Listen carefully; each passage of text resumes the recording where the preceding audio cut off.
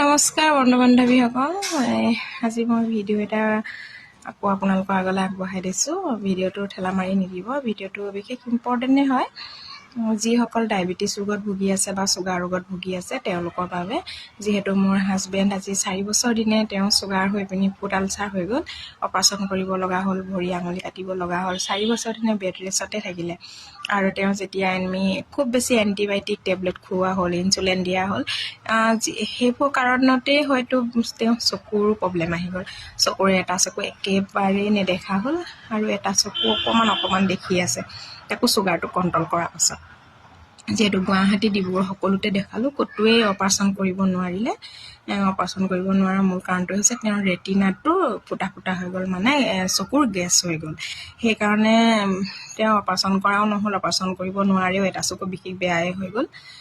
সেইকাৰণে মানে যিসকল চুগাৰত ভুগি আছে তেওঁলোকৰ কাৰণে কৈছোঁ যে চুগাৰটো সদায় নিয়ন্ত্ৰণত ৰাখিব, কাৰণ চুগাৰটো নিয়ন্ত্ৰণত থাকিলে আপোনাৰ স্বাস্থ্যটো ভাল থাকিব। চুগাৰটো এনেকুৱা এটা বেমাৰ, সি বেমাৰৰ ৰজা হয়।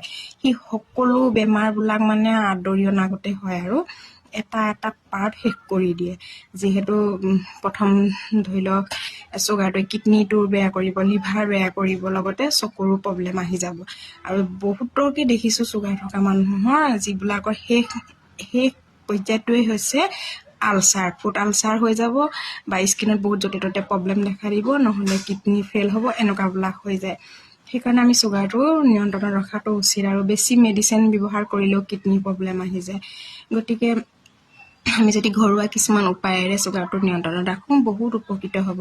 কাৰণ মই ফেচবুকত বহুতো উপায় পাই পিনি সেই উপায়বোৰ প্ৰয়োগ কৰি পিনি তেওঁক মই যথেষ্টখিনি সুস্থ কৰিলোঁ। এতিয়া সেই উপায়বিলাক প্ৰয়োগ কৰাৰ ফলত তেওঁৰ চকুৱে যথেষ্ট দেখাও পাইছে, নিজৰ কামখিনি পৰিপূৰ্ণকৈ কৰিব পাৰিছে বা মোকো অলপ সহায় কৰিব পাৰিছে। যিহেতু মোৰ 2টা বাচ্চা আছে, সৰু 4 বছৰ, 3 বছৰ। আমি 4 বছৰ দিনে বেমাৰৰ লগতে যুদ্ধ কৰি থকা গোটেই হৈছে, সেই চুগাৰ বেমাৰটোৰ লগতে। গতিকে আপোনালোকৰ যিসকল ভুগি আছে চুগাৰত, তেওঁলোকে যাতে কিছুমান ঘৰুৱা উপায় প্ৰয়োগ কৰি পিনি ভাল হ'ব পাৰে বা কণ্ট্ৰলত ৰাখিব পাৰে। যিহেতু চুগাৰটো যিমানেই কণ্ট্ৰলত ৰাখিব সিমানেই আপুনি বাচি থাকিব বা স্বাস্থ্যটো ভালে থাকিব, নহ'লে বহুত বেছি প্ৰব্লেম হৈ যায়। যিহেতু এইটো বেমাৰ কোনো মানে মেডিচিনে এই বেমাৰটো শেষ কৰিব নোৱাৰে। ই হয় বাঢ়িব, নহয় কমিব।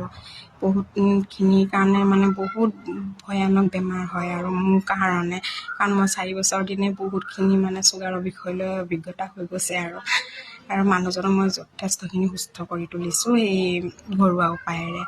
গতিকে আপোনালোকেও যদি ভুগি আছে উপায়টো প্ৰয়োগ কৰিব। আৰু মই আৰু তেনেকুৱা কিছুমান ভিডিঅ' আপোনালোকক দেখাম কি উপায় প্ৰয়োগ কৰি মই তেওঁক সুস্থ কৰিছোঁ। গতিকে আজিলৈ ইমানতে, নমস্কাৰ।